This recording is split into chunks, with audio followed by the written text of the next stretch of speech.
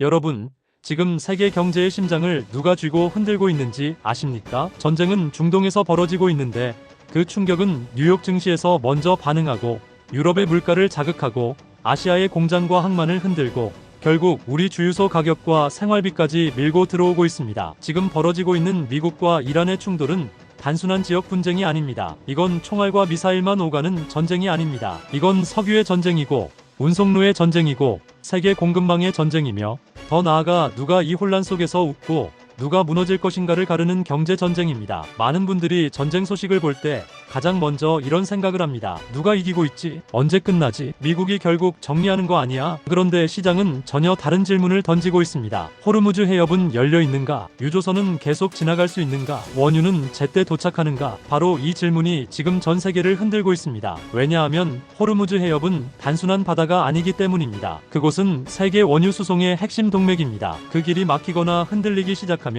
석유 가격은 단순히 조금 오르는 정도로 끝나지 않습니다. 정유사 재고가 불안해지고 석유 화학 원료 공급이 흔들리고 플라스틱과 화학 제품, 물류비와 항공비, 전기료와 난방비, 심지어 공장 생산과 수출 경쟁력까지 줄줄이 영향을 받게 됩니다. 특히 한국처럼 에너지를 수입에 의존하는 나라에 이 문제는 남의 일이 아닙니다. 우리는 중동산 원유 의존도가 높고 제조업 비중도 높고 석유화학 산업의 비중도 큽니다. 즉, 저 멀리서 벌어지는 전쟁이 뉴스로 끝나는 나라가 아니라 실제로 충격을 계산해야 하는 나라라는 뜻입니다. 지금 더 무서운 건 이 전쟁이 너무도 예측 불가능하다는 점입니다. 내일 갑자기 끝날 수도 있습니다. 정말 한순간에 이겼다. 종료 선언이 나오면서 분위기가 급반전될 수도 있습니다. 그런데 반대로 생각보다 길어질 수도 있습니다. 2주가 3주가 되고 3주가 한 달이 되고 그 사이 유조선이 계속 위협받고 정유시설이 공격받고 시장 공포가 쌓이기 시작하면 그땐 전쟁의 승패보다 더 중요한 것이 생깁니다. 바로 세계 경제가 버틸 수 있느냐입니다. 더 복잡한 건 이 혼란 속에서 모두가 손해만 보는 것도 아니라는 점입니다. 누군가는 유가 급등으로 돈을 벌고 누군가는 대체 공급자로 몸값이 오르고 누군가는 경쟁국의 산업이 흔들리는 걸 보며 숨을 돌립니다. 즉, 이 전쟁은 단순한 군사 충돌이 아니라 승자와 패자가 다시 갈리는 지정학적 재편의 순간일 수도 있습니다. 그렇다면 지금 가장 먼저 봐야 할 것은 무엇일까요? 호르무즈 해협은 얼마나 위험한가? 석유는 얼마나 더 버틸 수 있는가? 한국 정유사와 석유화학 산업은 어떤 압박을 받게 되는가? 국제에너지기구의 비축유 방출은 정말 효과가 있는가? 이번 사태에서 러시아는 왜 웃고 있는가? 그리고 미국은 어디까지 갈 생각인가? 오늘 영상에서는 이 문제를 차근차근 짚어보겠습니다. 먼저 이번 전쟁이 왜 단순한 군사 뉴스가 아니라 전례 없는 어려움에 빠진 석유 시장의 문제인지부터 시작하겠습니다. 전례 없는 어려움에 빠진 석유 시장. 이번 전쟁에서 시장이 가장 두려워하는 것은 사실 미사일도 군대도 아닙니다. 진짜 공포는 석유가 멈추는 순간입니다. 전쟁이 벌어지면 항상 유가가 오릅니다. 하지만 이번 사태가 특별한 이유는 단순히 전쟁 때문이 아니라 위치 때문입니다. 지금 충돌이 벌어지고 있는 지역은 세계에서 가장 중요한 에너지 통로 중 하나인 호르무즈 해협과 맞닿아 있습니다. 이곳은 단순한 바다가 아닙니다. 전 세계에서 소비되는 원유 중 상당한 양이 이 좁은 해협을 통과합니다. 하루 수천만 배럴의 원유와 천연가스가 이 길을 통해 아시아와 세계 시장으로 이동합니다. 즉, 이곳이 흔들린다는 것은 세계 경제의 혈관이 흔들린다는 뜻입니다. 특히 문제는 이 원유의 상당 부분이 아시아로 향한다는 점입니다. 유럽으로 가는 길도 있지만 대부분의 원유는 한국, 일본,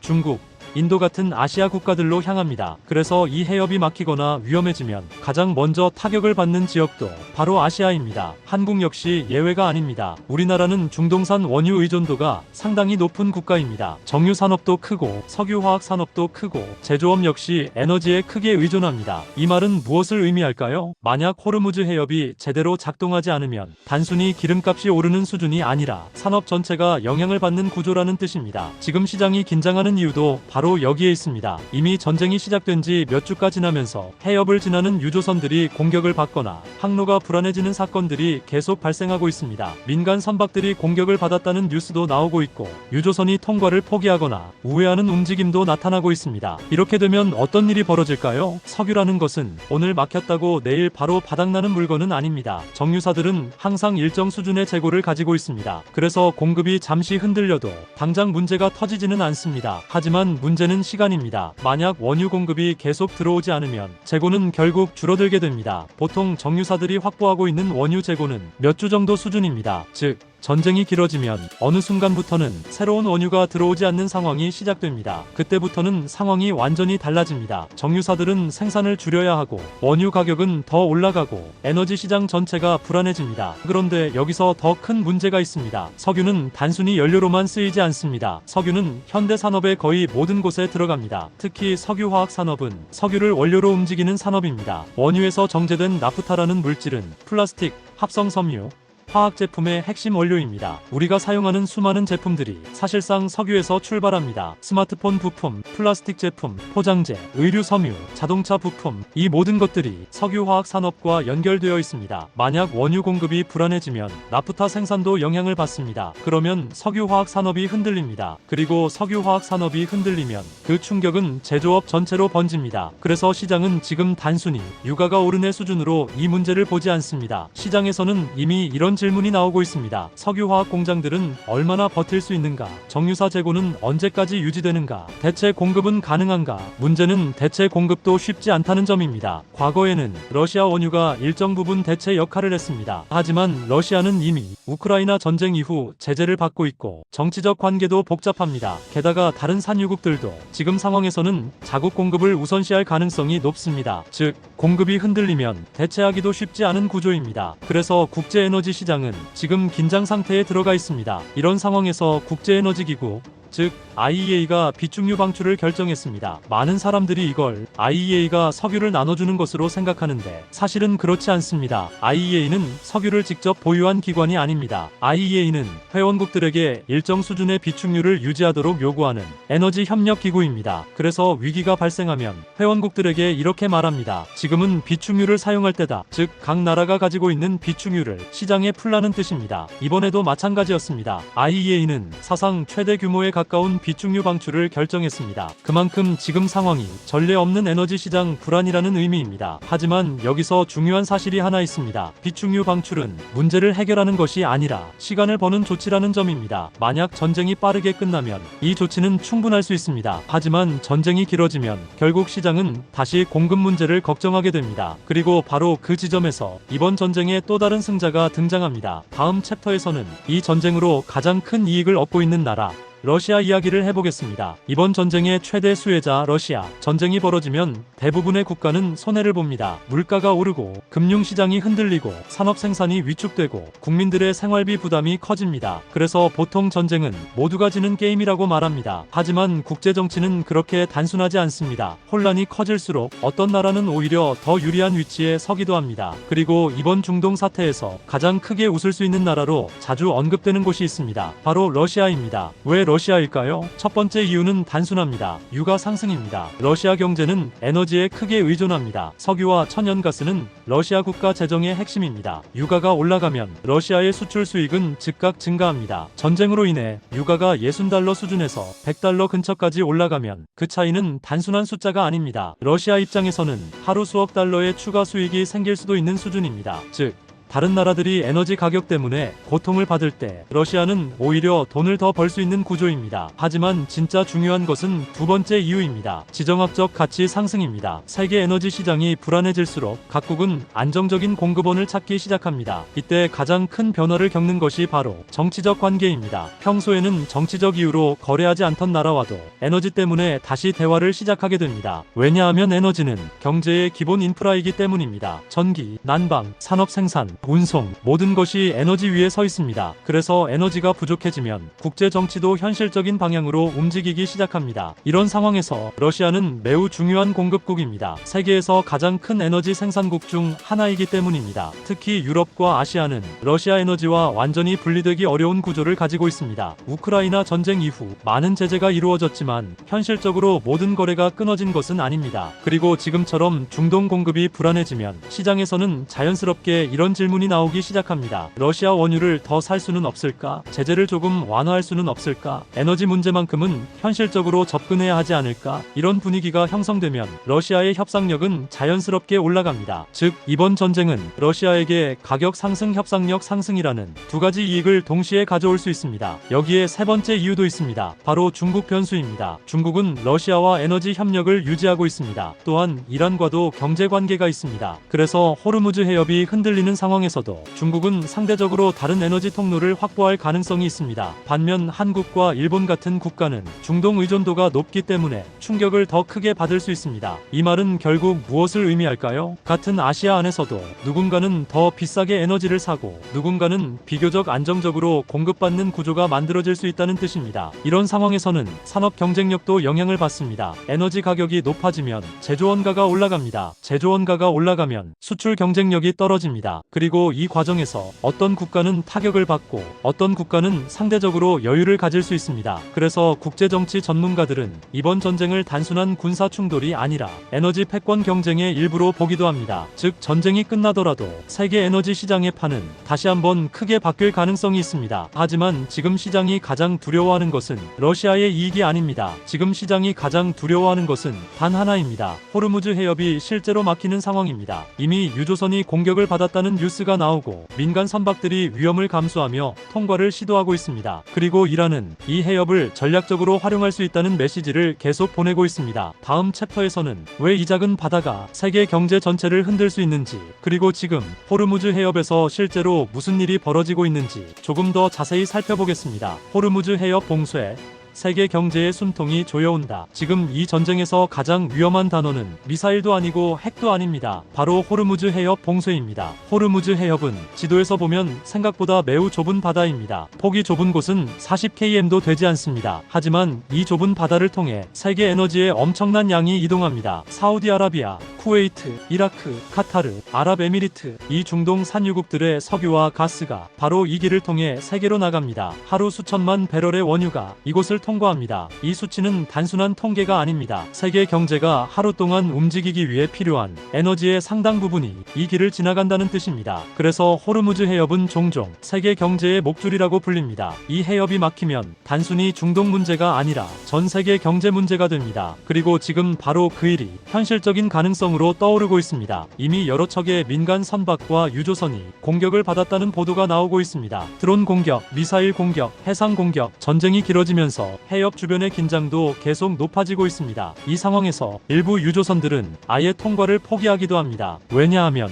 유조선 한 척의 가치는 수천억 원에 달할 수 있기 때문입니다. 여기에 실려있는 원유까지 합치면 그 가치는 더 커집니다. 즉 선박회사 입장에서는 전쟁 지역을 통과하는 것이 엄청난 위험입니다. 그래서 일부 선박들은 우회 항로를 찾기도 합니다. 하지만 여기에도 문제가 있습니다. 호르무즈 해협을 우회하는 것은 현실적으로 쉽지 않습니다. 왜냐하면 이 해협은 중동에서 인도양으로 나가는 사실상 유일한 해상 통로이기 때문입니다. 즉 다른 길이 거의 없습니다. 그래서 어떤 유조선들은 위험을 감수하고 강행 돌파를 시도하기도 합니다. 선박 자동식 별장치를 끄고 밤에 통과하거나 속도를 높여 빠르게 지나가는 방식입니다. 하지만 이건 역시 엄청난 도박입니다. 한번 공격을 받으면 그 피해는 치명적일 수 있습니다. 그리고 이 상황을 더 위험하게 만드는 뉴스가 하나 더 있습니다. 바로 기뢰 설치 가능성입니다. 기뢰는 바다에 설치되는 폭발 장치입니다. 배가 지나가면 폭발하도록 만들어진 무기입니다. 문제는 기뢰는 제거하기가 매우 어렵다는 점입니다. 전쟁이 끝나더라도 기뢰를 하나하나 찾아 제거해야 합니다. 이 작업은 몇 주가 아니라 몇 달이 걸릴 수도 있습니다. 만약 대량의 기뢰가 설치되면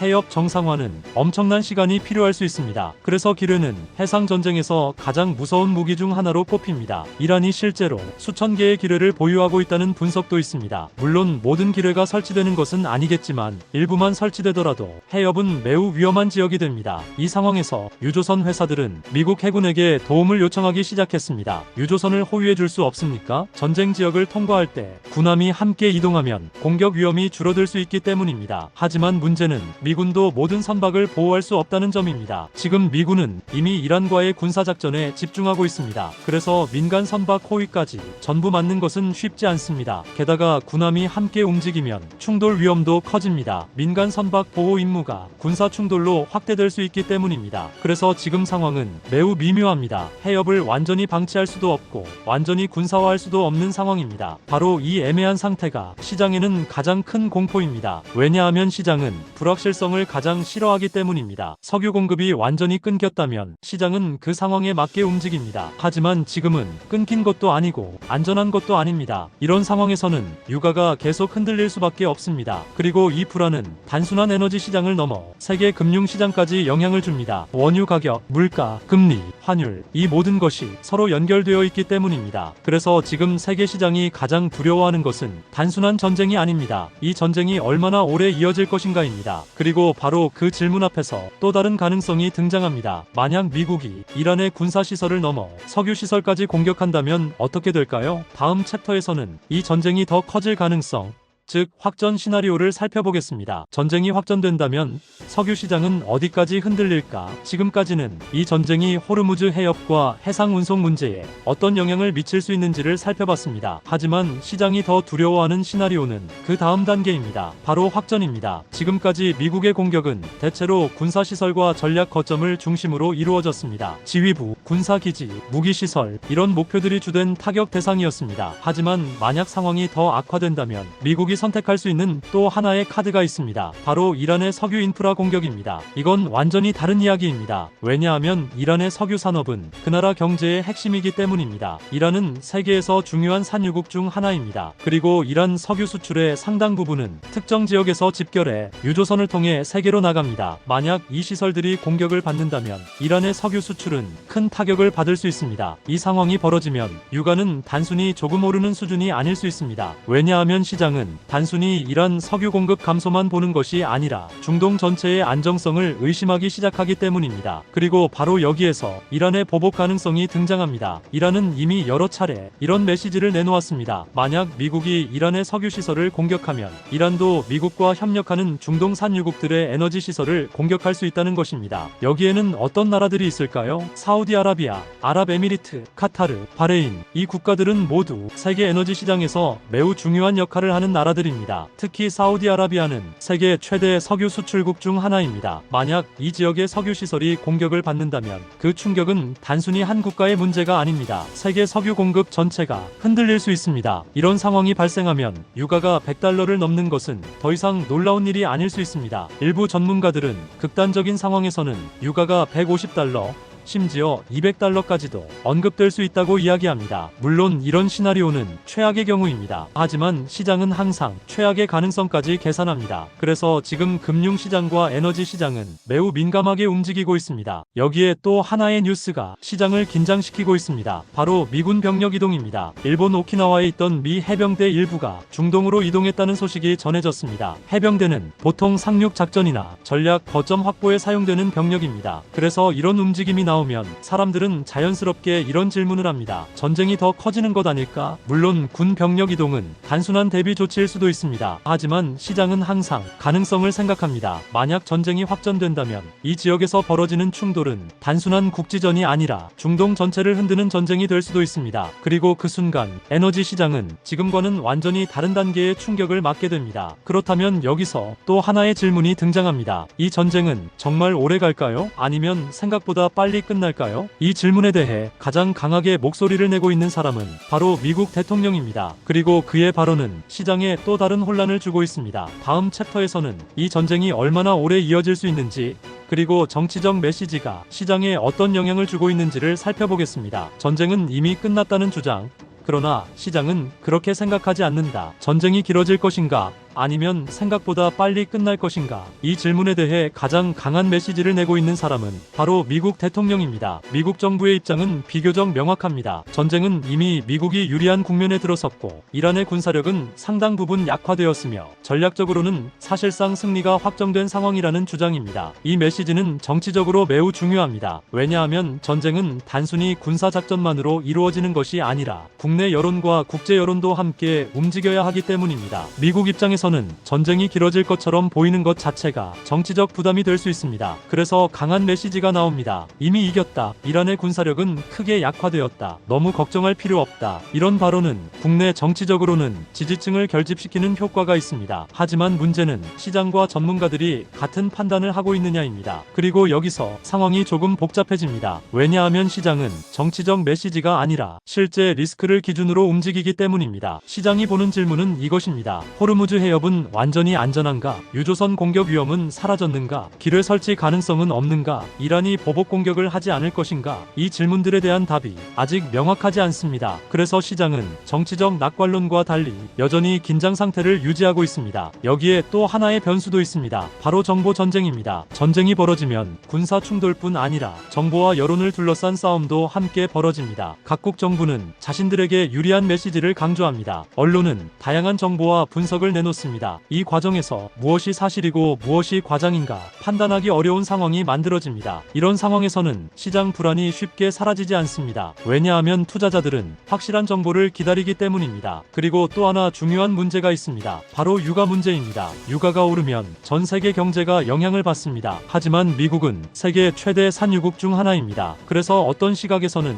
유가 상승이 미국 경제에 완전히 불리한 것만은 아니라는 분석도 있습니다. 물론 이것은 매우 복잡한 문제입니다. 왜냐하면 유가 상승은 미국 내부에서도 소비자 부담을 증가시키기 때문입니다. 그래서 미국 정치권에서도 유가 문제는 항상 민감한 이슈입니다. 그리고 이런 논쟁 속에서 또 하나의 정치적 메시지가 등장합니다. 유가 상승의 책임을 이전 정부 정책이나 다른 정치 세력에 돌리는 주장입니다. 이런 정치적 논쟁은 전쟁 상황에서도 계속 이어집니다. 하지만 시장은 이 논쟁 자체에는 크게 관심이 없습니다. 시장에게 중요한 것은 오직 하나입니다. 석유 공급이 안정적인가? 그 질문에 대한 답이 불확실한 한 에너지 시장의 긴장은 쉽게 풀리지 않을 것입니다. 그래서 지금 많은 전문가들이 이 전쟁을 단순한 군사 충돌이 아니라 에너지 질서를 둘러싼 장기적인 갈등으로 보고 있습니다. 그리고 바로 그 점 때문에 이 전쟁은 생각보다 쉽게 끝나지 않을 수도 있습니다. 이제 마지막으로 이 상황이 앞으로 어떤 방향으로 흘러갈 수 있는지 전체 그림을 정리해 보겠습니다. 이 전쟁은 언제 끝날까?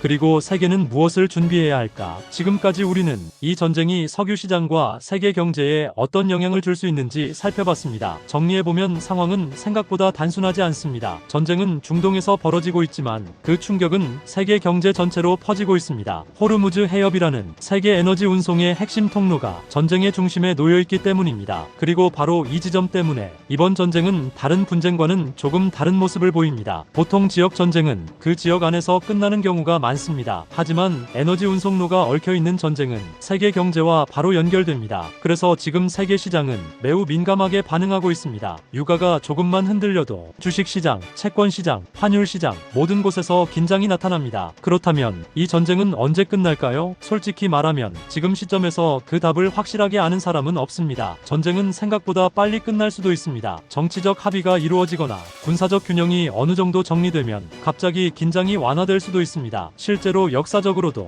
많은 전쟁이 예상보다 빠르게 끝난 경우가 있습니다. 하지만 반대로 전쟁이 길어질 가능성도 충분히 있습니다. 왜냐하면 이번 충돌은 단순한 군사 문제가 아니라 여러 가지 이해관계가 얽혀있기 때문입니다. 미국의 전략, 이란의 대응, 중동 산유국들의 입장, 러시아와 중국의 움직임, 국제 에너지 시장, 이 모든 요소들이 서로 영향을 주고받고 있습니다. 그래서 전쟁이 언제 끝날지는 단순히 군사력만으로 결정되지 않습니다. 정치, 외교, 경제, 에너지, 이 모든 요소들이 복합적으로 작용하게 됩니다. 특히 에너지 문제는 전쟁을 더 복잡하게 만듭니다. 왜냐하면 석유는 단순한 자원이 아니라 세계 경제의 핵심 인프라이기 때문입니다. 석유 가격이 크게 오르면 전 세계 물가가 영향을 받습니다. 그리고 물가가 오르면 금리 정책도 영향을 받습니다. 금리가 변하면 금융시장 전체가 움직입니다. 그래서 에너지 전쟁은 단순한 군사 충돌보다 훨씬 큰 파급력을 가질 수 있습니다. 지금 우리가 보고 있는 상황도 바로 그런 모습입니다. 그래서 이번 전쟁은 단순히 누가 이길 것인가 보다 세계 경제가 얼마나 흔들릴 것인가라는 질문으로 바뀌고 있습니다. 전쟁은 멀리 있지만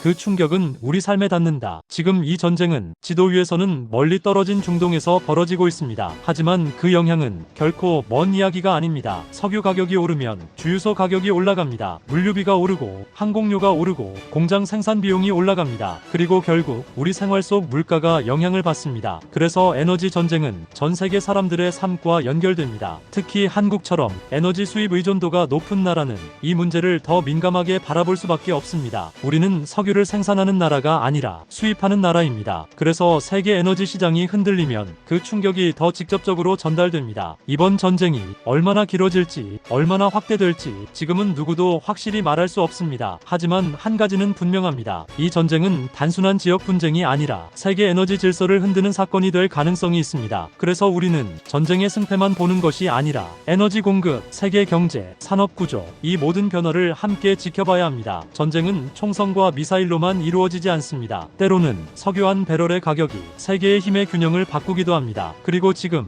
그 변화의 한가운데 우리가 서 있습니다. 앞으로 이 상황이 어떻게 흘러갈지 계속 주목해 보겠습니다.